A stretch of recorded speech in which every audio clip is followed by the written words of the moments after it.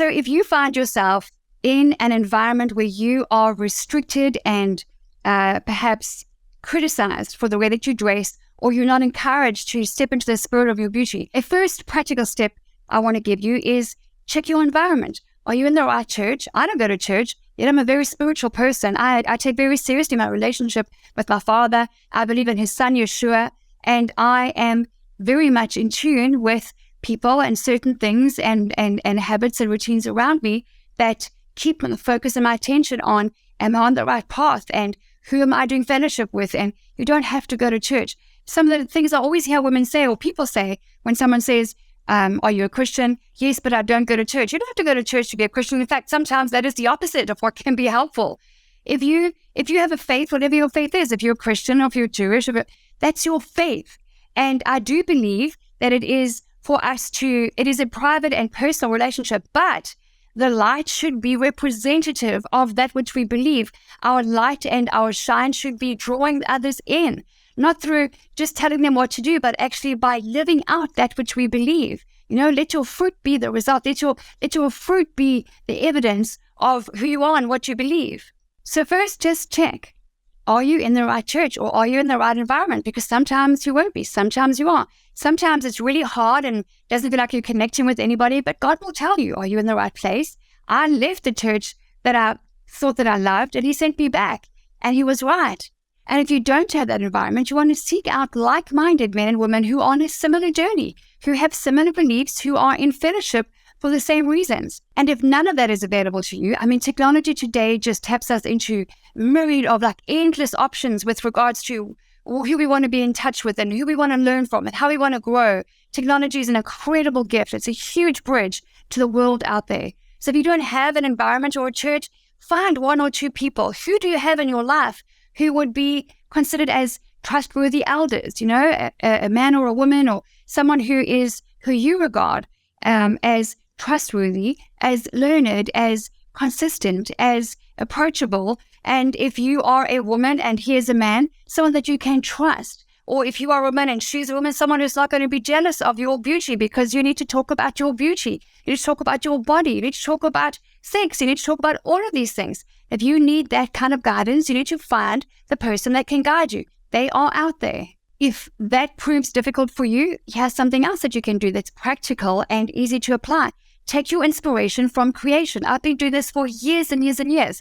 When I haven't understood the colorway, this is not exactly, what is this? Is it a splash of winter or summer? Not winter, like spring, or a bit of, if you look further down, it gets darker, like it's a little bit of fall.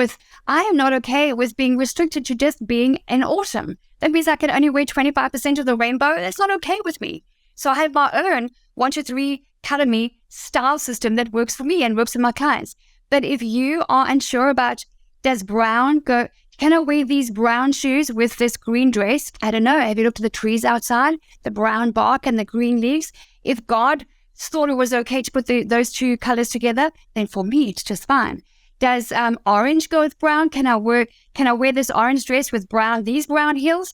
Have you ever looked at an owl? Beautiful brown, rich brown owl with like orange eyes, the most beautiful thing? Yes, it does. Can I wear this pink dress with green flat shoes? Well, have you ever seen a meadow of green full of pink, beautiful, vibrant flowers? Yes, you can. At the end of the day, friend, when it comes to your body, your beauty, your sexuality, your femininity, is a Christian allowed to be sexy? Oh my gosh, of course we are. Don't be afraid to show a little bit of skin. I am happily married. I've got kids. I'm a businesswoman. I'm a wife. I'm a mother. And I am very solid and secure in who I am. That takes work, of course. I've invested thousands of dollars, hundreds of thousands of dollars, and years and tears and time and effort into my grief recovery. And so that is a really important part of your spirit of beauty, is whatever's happened to you in the past, you've got to deal with it. You've got to heal from your past and deal and move forward. You cannot rely on feeling good on a Sunday morning, a rah, rah, rah, and then the week being difficult. If you've been physically, sexually, emotionally abused, I've been all those things, you need to get grief recovery. You need to overcome those things. You need to know that it's always going to be a part of you, but it will not ever dictate who you are in the future. That's not who you are.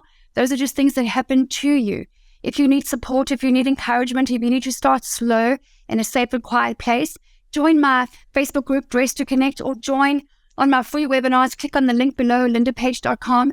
I talk about these things because these things need talking about. But I can tell you this, it starts with the woman in the mirror.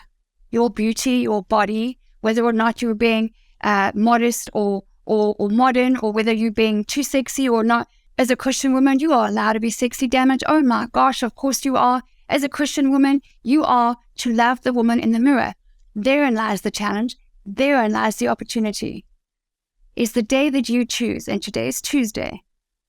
You get to choose every day. Am I going to come against her and body bash her and criticize her and complain about her butt and her boobs and her belly and her upper arms? Or am I going to draw a line in the sand today? I'm going to come against that which is coming against me and which has come against me the last 30, 40, 50 years.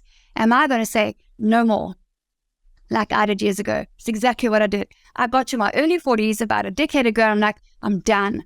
I'm done being my own biggest critic. I am done covering up on the beach. I am done, even when I'm teeny tiny and at my best weight and my best goal weight, I'm done not liking what I see in the mirror.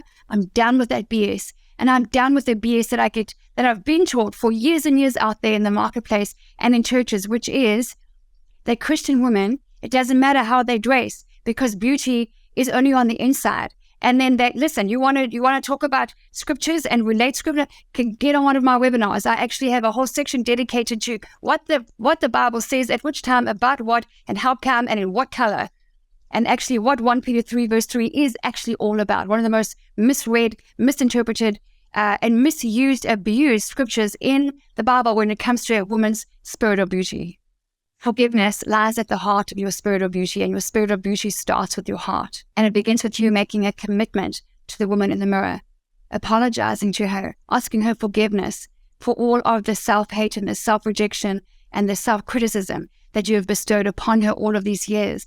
It's not too late. You can start afresh like I did. And I got on my knees and I'm like, show me a way. I want to fall in love with the woman in the mirror. And he showed me. And I'm so happy to share that with you if you want to go on that journey with me. There is another concept you really need to understand, and that is self-confidence versus self-esteem. They are completely different things.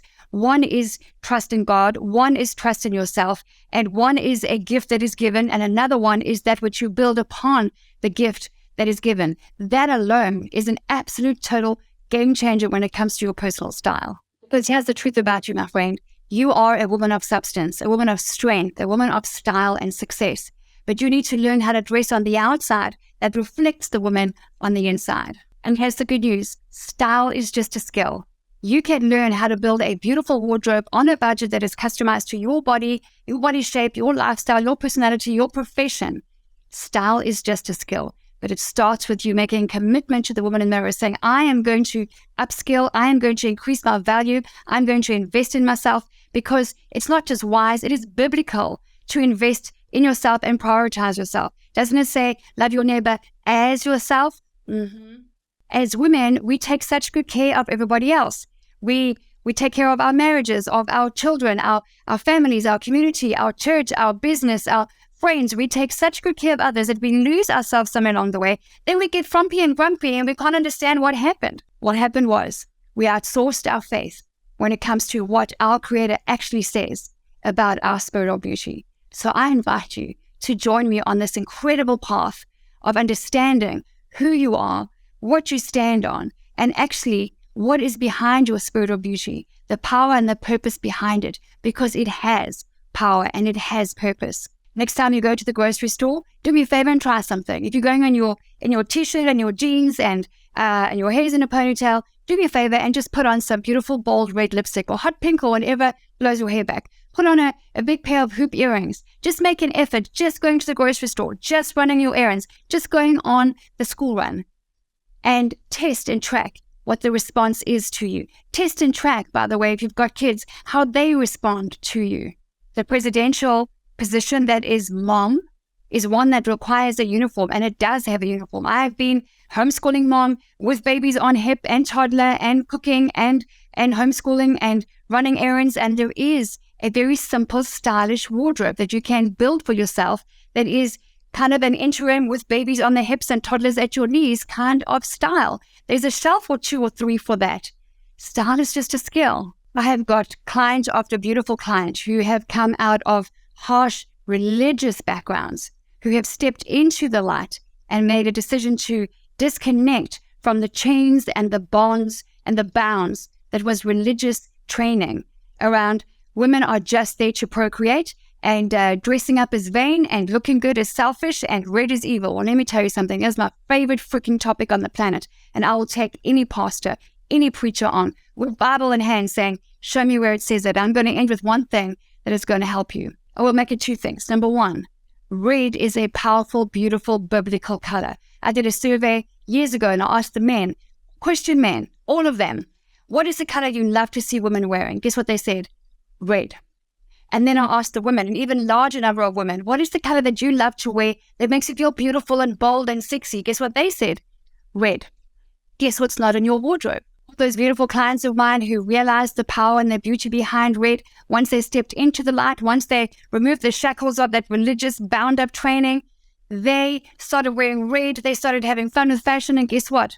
Some of them got married, some of them got promoted, some of them are earning triple what they used to earn. Some of them are now in new relationships and they've been single for 12 years. Some of them are engaged to be married. These things are not coincidence. I have a saying, red, enough said.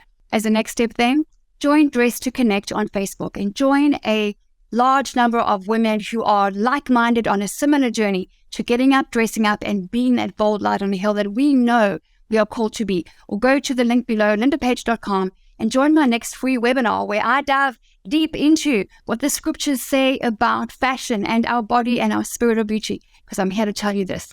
You don't see the mountains apologizing for its powerful, steadfast, stable presence. You don't see the ocean apologizing for its moving, mesmerizing, powerful, peaceful nature. You don't see the jaguar apologizing for its power and its no. So why should you and I as women apologize for our beauty? Why should we dumb it down? Why should we dim our light? Why? Because you're told, be careful, you don't want to cause a man to stumble. Listen, you are not responsible for a man's stumble. You're not responsible for a man's eyes. He's responsible for that. There is that and hundreds of other scriptures that are used to come against women to say, dial it down. Just don't be so beautiful. Don't be too sexy. What that's BS. That is totally, I'm being very ladylike as I say that right now. That is not scriptural. That is not biblical. It doesn't say that. And here's one last thing.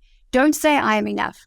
You are not enough. I'm here to tell you, you are not enough. Nowhere in the scriptures does it say you are enough.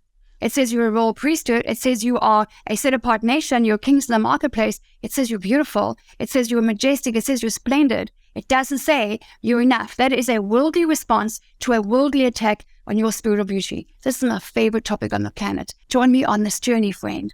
It'll change your life. Your spiritual beauty has power. It has purpose. And you have no apology to make for your beauty. In fact, we have no right to apologize and dim down that which He has made. So let's do some life together. Let's get together. Go to lindapage.com. Join me on my next webinar or join us in our community.